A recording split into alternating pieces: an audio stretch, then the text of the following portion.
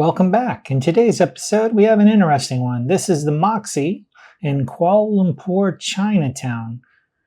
And as you can see, as we look around the lobby here, they have a nice little area for you to pick up some snacks downstairs. They also have a bar area where you can pick up a drink, as well as plenty of seating down here. I'll show you that real quick. Here you go. Lots of space down here where you check in. Now the rooms here, I have to admit, they're small, but they're pretty innovative. As you can see, there's some extra seating and a little table there hanging on the wall. We'll spin around the room and you'll see what I mean. The room really is small, at least the one that I stayed in was. But the more I looked around, the more I realized they do have pretty much everything that you need. Actually, some of the options here do better than hotels with larger space.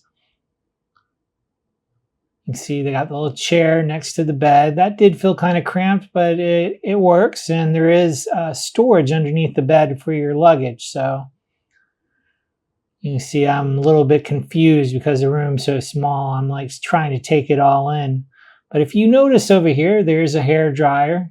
You have the tea and coffee station. They left me with water, and you have a sink. There's also a safe down below, as well as your refrigerator. I'd have to give them credit as far as efficient use of space. They did a great job on this.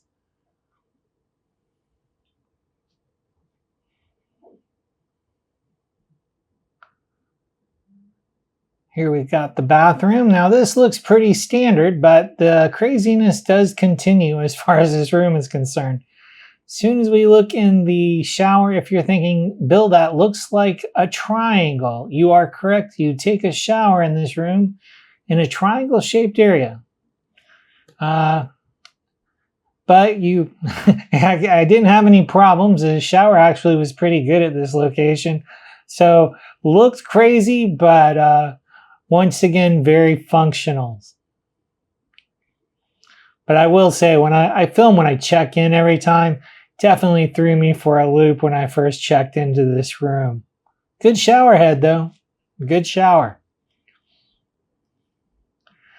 Here we have the laundry room. It's small, but has everything you need. Seems to be the theme here.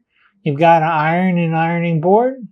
You have 2 washers and 2 dryers.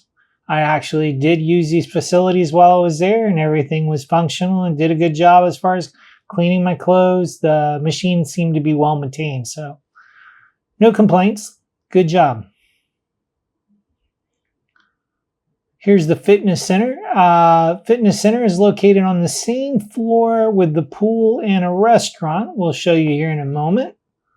You can see I was trying to be discreet because there were other people in the gym. I believe I came back a second time to film a little more.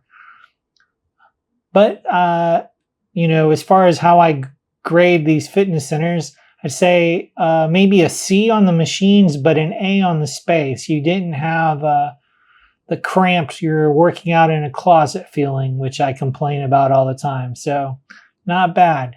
Now, here's the area where they really shine. This pool area, I caught it early in the afternoon before it gets busy, and it does get busy out here. We'll spin around, give you the panoramic view, I guess. Not only do a lot of people come down here and congregate near this little pool, but that bar seems to be a very popular option in the afternoon, early evening. I actually did try food here. I didn't grab a picture for you, but it was an Arabic skewer, and it was actually real good, as well as they do pretty good job on the mocktails. I was trying not to drink when I was here, but I don't think the mocktails were very good for my diet, but they tasted great. So you can see, nice space here. I was talking to the server. He explained to me that ladies' night, they have ladies' night, and it gets pretty packed up here. I can believe it. I mean, you'll see here in a second, they have a space for a DJ up here, and the vibe was pretty cool up here. I came up here several nights and grabbed dinner and a couple mocktails.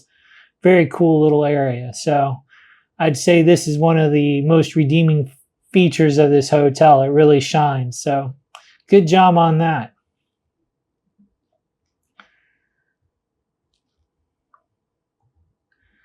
As far as breakfast is concerned, I'd say this is kind of like a mid-tier breakfast. It's definitely not the most bare bones that I had when I was in Kuala Lumpur, and it certainly wasn't extravagant either.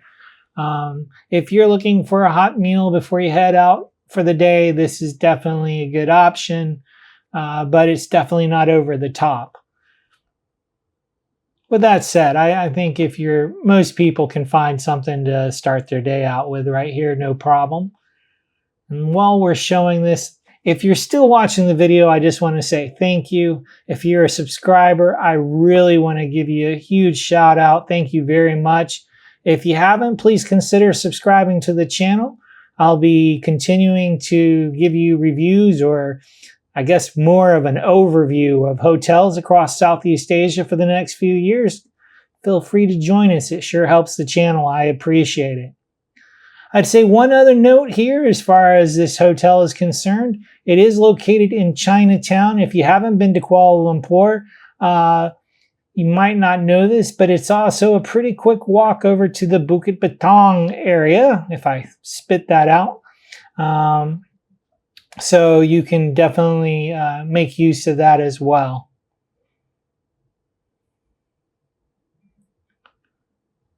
Once again, I appreciate you watching as we wrap up and show you a few more breakfast options.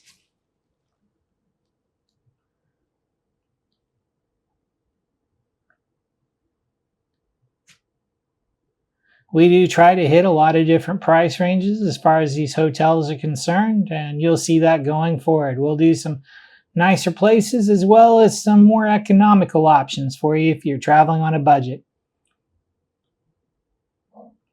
Thanks for watching. Make sure to click like, subscribe, and smash that notification bell. Until next time, farewell.